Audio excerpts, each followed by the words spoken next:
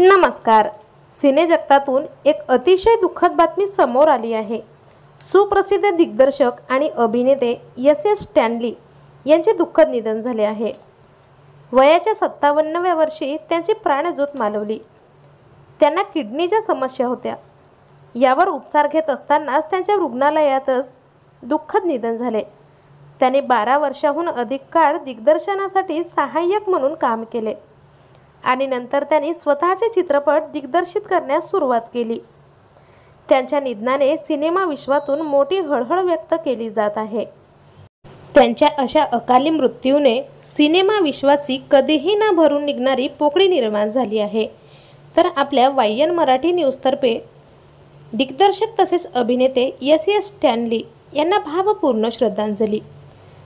मनोरंजन विश्वातील असेच नवनवीन अपडेट सर्वात आधी जाणून घेण्यासाठी वायन मराठी न्यूज या चॅनलला नक्की सबस्क्राईब करा.